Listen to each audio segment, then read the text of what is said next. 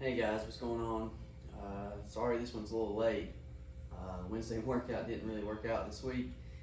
We were doing some traveling, some fall break for the kiddos. So we did a little traveling and did some fun things as a family. So sorry I wasn't able to get this one out to you on Wednesday, but hey, we'll call it a midweek-ish workout. We'll call it today, Thursday, fitness. This one will be short and sweet for you, okay? So it won't be something that you'll have to really work it out in your head. How am I going to attack this one? This one's pretty straightforward. Very going back to the kind of leg intensive here, trying to get our heart rate up while doing some squatting. So let's just go straight into it. If right out of the gate, we're going to do a decreasing rep scheme throughout the whole thing. We're going to start with 100 jumping jacks, followed by 50 air squats. Back to the jumping jacks, so 80 jumping jacks, 40 air squats, 60 jumping jacks, 30 air squats, 40 jumping jacks, 20 air squats, 20 jumping jacks, 10 air squats. So a decreasing rep scheme. The jumping jacks decrease from 100 down 20 reps each round, and the air squats go down by 10 each round starting at 50. So pretty short and sweet. Honestly, the heart rate will probably get pretty high. You'll probably have a little bit of fatigue in your calves and things like that. The quads will start really starting to get fatigued as you get into the later rounds. But the cool thing about this this rep scheme is you're getting a little closer to that finish line. You can kind of see it. You know, right out of the gate, 180. That's a lot. That's pretty high volume relative to some of our other class workouts. You know, 50 and 40 air squats. That sounds like a lot, but as you get over the hump of that 80 and 40, and you start looking at 60 and 30, you know, you can kind of start seeing the finish line to where you can kind of pick up steam a little bit. It's almost there. It's obtainable for you to kind of push through and finish strong. As far as stretching for this one, think about what we've done in class before or some of the other Wednesday workouts. You're really going to want to stretch out those calves, whether that be just up against a wall, getting some flexion and extension of the ankle. Get the ankles really good and warmed up. You'll also want to do the hips, so some open and closing of the gate, maybe some Frankenstein. Get those legs up pretty high. Go ahead and get in some practice air squatting. Go back to a couple of classes ago where we did some against the wall squat therapy.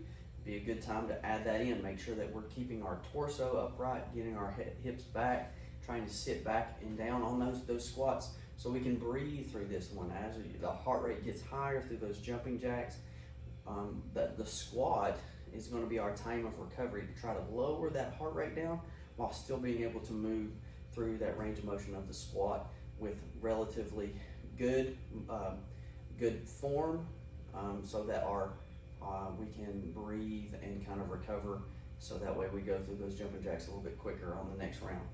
Hopefully that makes sense. So moving on from that, let's talk about this past Sunday. Guys, super proud of everybody. We actually implemented a wall walk within the workout for the first time, other than with some practice sessions. We called it playtime, I think. That's what we called it.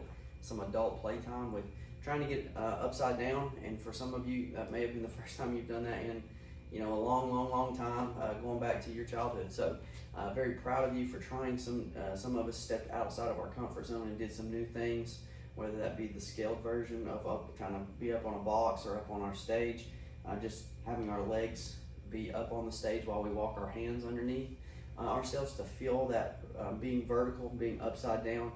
It's a different feeling if you haven't done it in a long time. But that's the great thing about our body, our brain, things that it just all of a sudden clicks, and that coordination, that agility, all that stuff kind of comes back to you, even though it may have been a long time ago that you touched that type of a movement. It just takes a couple of tries, and it's like, oh, I remember how this works. You know, kind of like riding a bike. You know, you can always figure it out, and it's amazing what our bodies are capable of doing.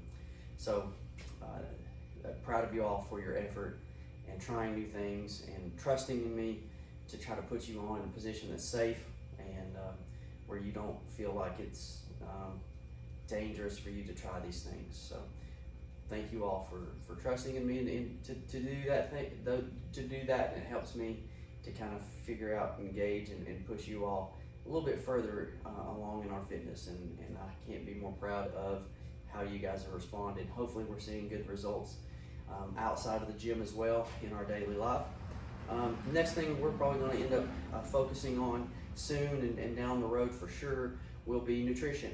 That's probably the biggest piece of the pie in regards to our overall well-being is nutrition. So that's something that we really haven't talked about in our still less than a year, but our 8-9 months or so that we've been doing this class at church. We've not really put anything out on social media very much in regards to nutrition, but honestly, getting you moving is a good start, but nutrition, and that's kind of the hard part, honestly, is the nutrition side of thing. Getting that started is probably our next step, but we'll have more on that later. So if you guys have any questions about the workout or anything like that, so just obviously hit me up on any of our social media platforms, whether it be Instagram, Facebook, or YouTube, where you're probably watching the full video here. Other than that, guys, I'll see you guys on Sunday. Hopefully you guys have a great rest of your week. God bless.